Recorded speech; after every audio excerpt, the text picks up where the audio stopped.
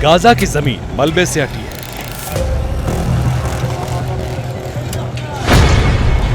Gaza का आसमान धुआं धुआं।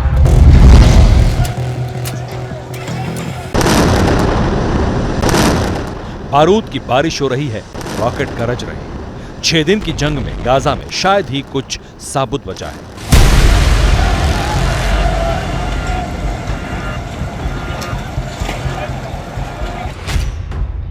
सवाल अब यह है कि यह तबाही कब थमेगी, यह जंग कहां तक जाएगी? क्या गाजा से उठी चिंगारी पूरी दुनिया को झुलसाएगी? क्या गाजा से शुरू हुई जंग इजरायल समर्थक और फिलिस्तीन समर्थकों की जंग में तब्दील हो जाएगी? इस बात की तस्दीक ये तस्वीरें करती है। ये तस्वीरें सीरिया के सरकारी टेलीविजन ने जारी की। सीरिया का दावा है कि इजरायल ने उसके 2 एयरपोर्ट दमिश्क और अलेप्पो पर हवाई हमले किए, जिसके बाद सीरिया ने अपने दोनों एयरपोर्ट बंद कर दिए। माना जा रहा है कि सीरिया के आतंकी संगठनों द्वारा किए जा रहे हमलों का जवाब देने के लिए इजरायल ने यह एक्शन लिया है। मिडिल ईस्ट की जमीन के हालात ऐसे हैं कि हमास इजरायल की जंग किसी भी दिन दूसरे मुल्कों को अपने लपेटे में ले सकती है। ऐसा क्यों हो सकता है, इसे समझने के लिए मिडिल ईस्ट की जमीनी हकीकत को समझना होगा।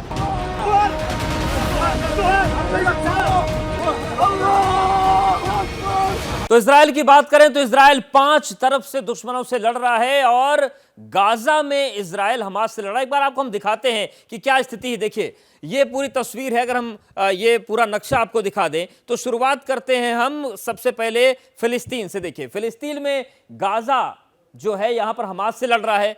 लेबनान की बात करें तो यहां पर हिजबुल्लाह से लड़ रहा है। वहीं अगर हम बात करते हैं सीरिया की, ये सीरिया है, तो यहां पर भी आतंकी इजरायल के खिलाफ मोर्चा खोले हुए हैं। ईरान और इजरायल में तनातनी, देखिए ईरान यहां पर है तो यहां पर भी तनातनी के हालात बने हुए हैं। और इसके साथ ही साथ हमास ने इजरायल को निशाना बनाया क्योंकि ईरान शह दे रहा है। वहीं अगर हम फिलिस्तीन के दूसरे हिस्सों की बात करते हैं, ये जो यहां पर फिलिस्तीन नजर आ रहा है, तो यहां पर इजरायल आतंकियों से उलझा हुआ है। गाजा पट्टी यहां पर लगातार इजरायल की तरफ से एयर स्ट्राइक की जा रही है। तो ये पूरे नक्शे में 5 फ्रंट वॉर जो है, 5 दुश्मन है, ये इजराइल के लिए मुश्किल बनते हैं। यानी इजराइल 5 मोर्चों पर अपने दुश्मनों से घिरा हुआ है और ऐसे वक्त में इजराइल के साथ खड़ा है America. And I would argue it's the deadliest day for Jews since the Holocaust. जंग में इजराइल के साथ एकजुटता दिखाने के लिए अमेरिकी विदेश मंत्री एंटनी ब्लिंकन तेल अवीव पहुंचे हैं। ब्लिंकन के इजराइल पहुंचने से पहले ही हथियारों से लदा अमेरिकी जहाज इजराइल पहुंच चुका है। इतना ही नहीं, अमेरिका ने USS Gerald R Ford aircraft carrier को भी इजराइल की मदद के लिए तैनात कर दिया है। यानी जंग में अमेरिका पूरी तरह से इजराइल के साथ खड़ा है। अमेरिका जमीन पर जंग नहीं लड़ेगा, लेकिन तमाम बाकी पहलुओं पर इजराइल के साथ खड़ा रहेगा। सिर्फ अमेरिका ही नहीं, दूसरे सहयोगी देश भी हमास के खिलाफ इजराइल के साथ कंधे से कंधा मिलाकर खड़े हैं। ब्रिटेन, फ्रांस, जर्मनी, ऑस्ट्रेलिया और ईयू ने इजराइल को हर मुमकिन मदद देने का ऐलान किया है। मदद की पहली किश्त के तौर पर जर्मनी ने इजराइल को 2 हेरोन ड्रोन देने का ऐलान किया। जर्मनी और दूसरे हथियार भी इजराइल को देने की तैयारी में है। Festen Belege dafür, dass Iran diesen feigen Angriff der Hamas konkret und operativ unterstützt hat. इसी बीच गाजा की घेराबंदी कर रहे इजराइल ने जर्मनी से युद्धपोत मांगा है। भूमध्य सागर की तरफ से हमास के आतंकियों की घेराबंदी के लिए इजराइल जर्मनी से युद्धपोत मांग रहा है। हमें दिखाई दे रहा है कि समंदर के ऊपर, विशेष तौर पर पूरे के पूरे कोस्ट लाइन के ऊपर यहाँ पर पेट्रोलिंग कर रहा है। ये साफ संकेत है कि इजराइल की नेवी पूरी तरह से मुस्तैद है। हमास के जो रॉकेट्स हैं वो कई बार समंदर के रास्ते भी लॉन्च किए जा सकते हैं, इसीलिए आपको नेवी बोट्स और हेलीकॉप्टर्स दोनों यहाँ पर गश्त करते हुए दिखाई देंगे। इजराइल हमास के खिलाफ कार्रवाई कर रहा है, लेकिन इस कार्रवाई में इजराइल के साथ अमेरिका और तमाम दूसरे पश्चिमी देश भी खड़े हैं। हमास के इजराइल के खिलाफ एक्शन और इजराइल के साथ तमाम पश्चिमी देशों के साथ आने के बाद अब अरब वर्ल्ड में हलचल है। कुछ अरब देश सीधे तौर पर हमास का समर्थन कर रहे हैं, वहीं कुछ अरब देश फिलिस्तीन के नाम पर इजराइल के खिलाफ लामबंदी में जुटे हुए हैं। इजराइल के खिलाफ इस मुहिम का अगुवा है ईरान। हमास और इजराइल जंग के बीच सबसे पहले ईरान और इराक से मिलकर 57 देशों वाले इस्लामिक सहयोग संगठन की बैठक बुलाई। इसी बीच ईरान के राष्ट्रपति इब्राहिम रईसी ने सऊदी अरब के क्राउन प्रिंस मोहम्मद बिन सलमान से फोन पर बात की। ईरान ने सऊदी से वॉर क्राइम रोकने के लिए कदम उठाने की मांग की। सऊदी क्राउन प्रिंस ने कहा कि जंग रुकवाने की हर मुमकिन कोशिश होगी। इस फोन कॉल की अहमियत ऐसे समझी जा सकती है कि सुन्नी बहुल सऊदी अरब और शिया बहुल ईरान में कभी बनी नहीं, लेकिन फिलिस्तीन के नाम पर अब दोनों मुल्क करीब आ रहे हैं। इसी बीच सीरिया के राष्ट्रपति असद और ईरान के राष्ट्रपति इब्राहिम रईसी के बीच भी बात हुई। ईरान के विदेश मंत्री जल्द ही लेबनान का दौरा करने वाले हैं। कतर, यमन जैसे देशों ने फिलिस्तीन के अधिकारों का समर्थन किया है। फिलिस्तीन का मुद्दा अरब जगत के लिए मुस्लिम अस्मिता का मुद्दा रहा है।